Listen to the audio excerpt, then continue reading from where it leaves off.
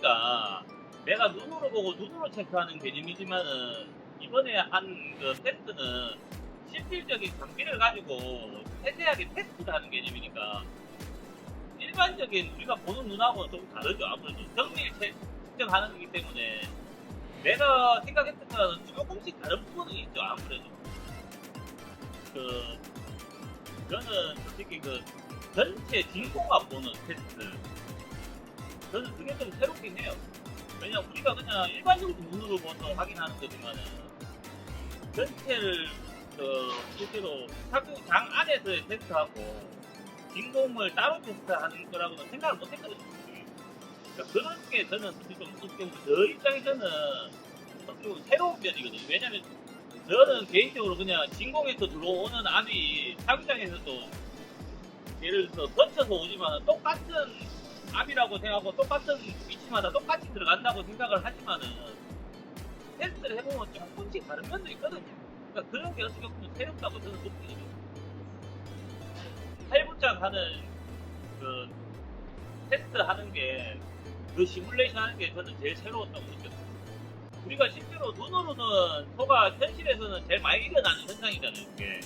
근데 우리가 그게 일어났을 때 그냥 정상적으로 돌아가고 있구나라고만 알지 그게 실질적으로 테스트를 했을 때 이럴 때는 비정상이다 정상이다를 확인을 못하는 거거든요. 그런 면이 어떻게 보면 신선한 거죠 우리 입장에서는. 근데 너무 많아서 이걸 뭐 기억하기는 힘들지만은 아무래도 저는 제일 중요한 게 진공 관련된 거. 왜냐면 공기압이 제일 중요하니까 그거에 대한 아무래도 테스트할 때가 실제로 우리가 생각하는 측정하고 있는 사용하고 있는 공기압이 정확하게 나오느냐 안 나오느냐 그거에 대한 궁금증이 솔직히 계기판으로 보는 거하고 다르거든요. 근데 그런 의문이 있는데 그런 생각을 하니까 또 다르게 보게 되더라고요. 이게.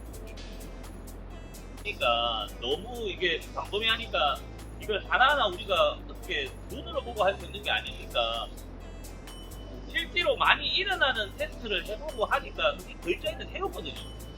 왜냐면 소가 아까 말 발로 타서 빠질 때도 있고 그냥 적국기가 이상해서 드립이 나서 빠질 때도 있고 강제로 빠지면서 드롭이 되면서 빠질 때도 있고 그러면은 그 빠지는 기간에 공기가 땡기는 공기압이 달라지는가? 아니면 떨어져서 제대로 안 딸려 올라가서 그냥 땅에 떨어지면 계속 착유 상태가 되니까 그때 또 공기가 들어가는 압이 달라지나? 그러니까 그런 거에 대한 우리가 눈으로 보는 그냥 소리만 난다 그렇지만은 실제로 테스트할 때 각 라인마다 조금씩은 다 다르잖아요. 똑같지는 않지만은 그러니까 그런 게 우리가 보는 입장에서는 시뮬레이션 해보면 이게 실제로 조금씩은 틀리구나 하는 그런 느끼는 점도 있죠. 기계를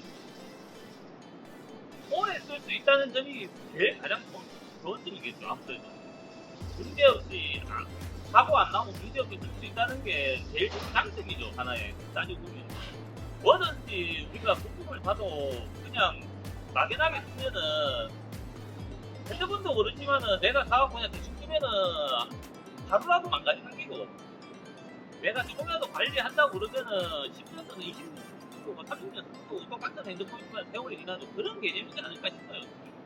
난 똑같다고 생각합니다. 아무래도 그렇지 않겠습니까? 이게 그냥 막연하게 하는 거하고 그래도 전문적으로 장비를 가지고 테스트도 해보고 하는